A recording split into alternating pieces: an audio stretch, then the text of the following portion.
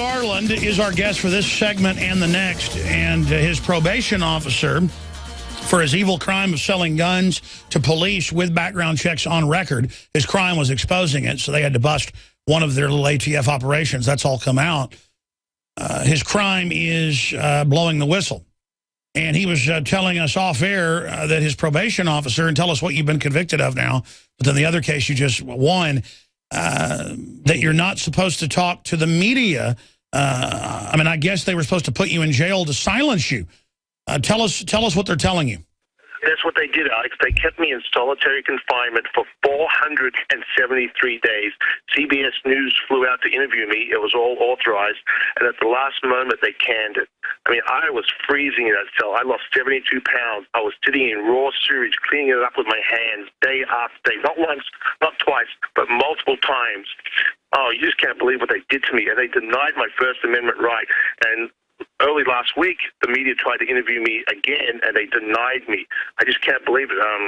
They got the lawyers involved. El Paso Times here did a big story on me yesterday, and they were going after him. I mean, this is just unbelievable. And I guess that all came about because now the Mexican Consul General wants to speak to me tomorrow. They actually denied that, but suddenly after the lawyers got involved, they had to change of heart because that was my First Amendment right, and I'm an American citizen. I'm damn proud of it.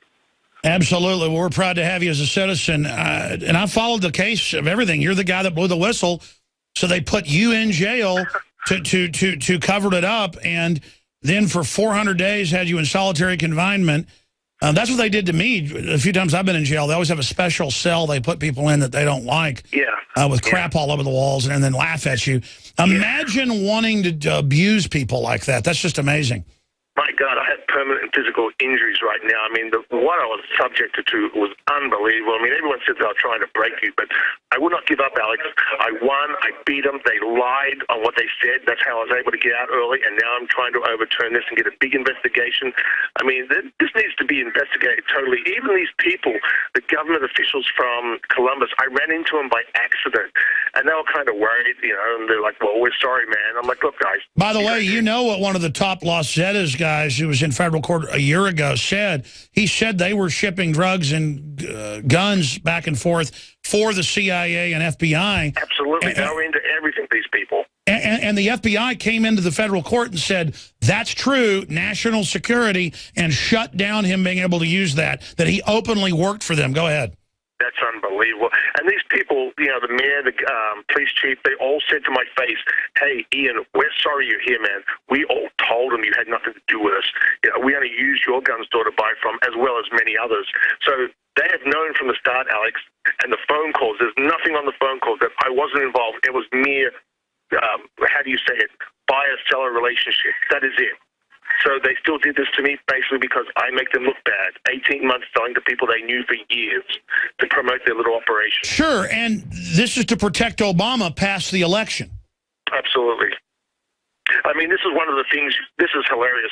I came back from Mexico, they stripped my car, tell me I can go on my way. A week later, I get arrested, and they ask me about this magazine. Tell us about that magazine they found in your car. I'm like, well, what are you talking about? I sanitized my car. I go to Mexico, Alex, because my wife is diabetic. Here in El Paso, it's $200. Mexico, it's $30. I will do anything for my wife. She is the best in and the so world. now they're retroactively, you cross the border, and a week later they say, oh, you had heroin in your car. Well, yeah, I get arrested, and they start talking to me, and they're like, what's that magazine we found in your car last weekend? I'm like, oh, man, did I leave something in my car? Hold on, I want to hear who's doing this. Are the locals working for Obozo?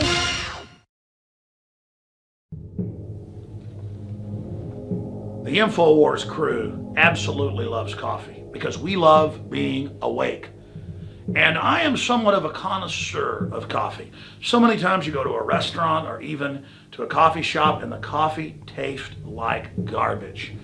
And in all the different coffees I've tried, my favorite is grown in the high mountains, in shade, Arabica, on the border with Guatemala in southern Mexico by the Chiapas farmers. I make sure we've done the research. I make sure it's the very best product that we can offer you when I put my name on it. And I believe, and it's my taste, so you may differ, that this is the best coffee in the world from southern Mexico. Wake Up America Patriot blend, 100% organic, Arabica shade grown. And then we have the Immune Support, 100% organic coffee, infused with a special type of mushroom known to boost the immunity. This coffee is seriously so smooth. I normally have to douse my coffee with cream and sugar and cinnamon and all kinds of tasty treats, but this, I drink this black. It is so good. Well, that's why I like it, is that it has a kick, it has really good caffeine in it, it has a good clean wake up that lasts for a long time, doesn't give me a headache, but it's so smooth, it's so delicious. Just try it out for yourself. I'm telling you, this is my favorite coffee. We went through a lot of trouble to bring you this. Just try it, and I think you'll be hooked like we are here at INFOWARS. Well, folks, find out for yourself and support the information war today. It's all available at InfoWarsLife.com or by calling toll-free 888-253-3139.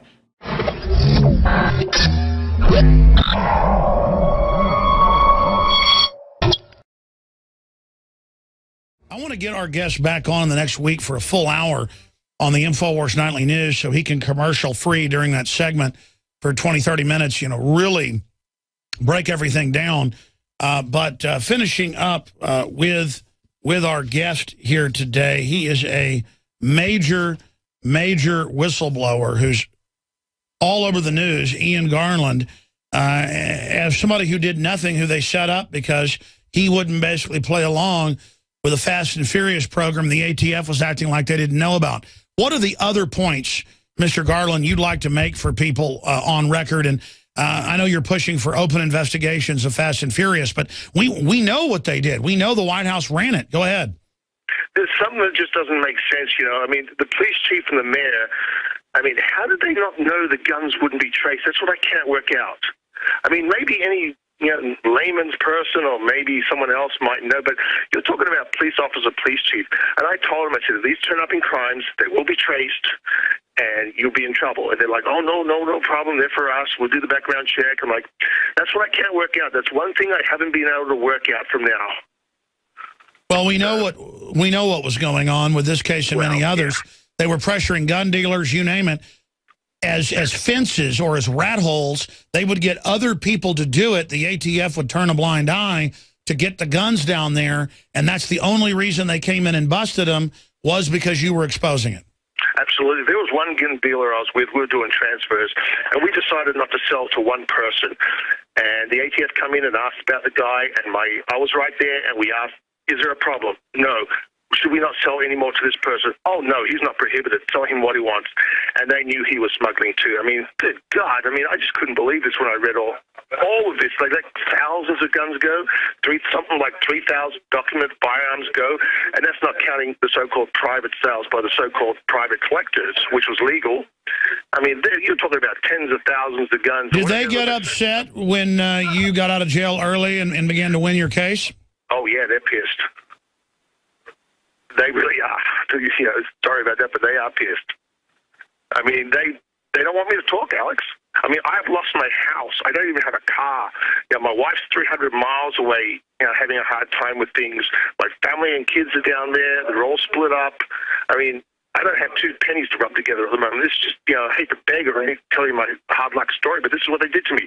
All my animals are dead. My beautiful 12 and 13-year-old cat are dead. I mean, they were my pride and joy, all my animals, my ducks, my turkeys. They were my pets.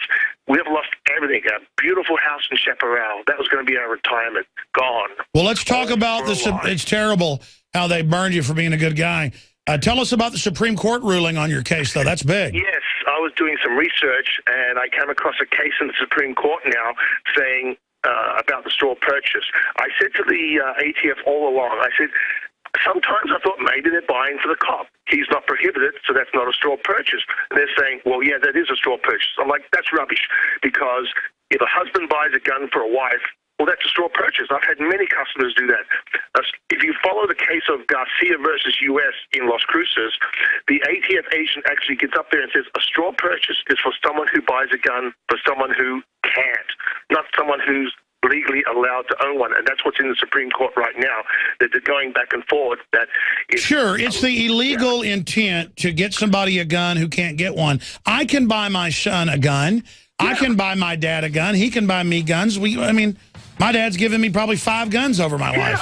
And in their view, that is a straw purchase, and that's what's going back. Right? Yeah, they want to make everything illegal, and the Supreme Court better not rule that way. Sir, give out your website one more time. We want to get you back on. Thank you very much. My website is one word. It's fastandfuriousjusticenow.org. And I really appreciate if anyone would read that and anything they can do for me. Absolutely, brother. We're going to be talking to you again soon. Thank you. Now you can watch the INFOWARS Nightly News streaming live as it happens for free. Check it out at Infowars.com/show.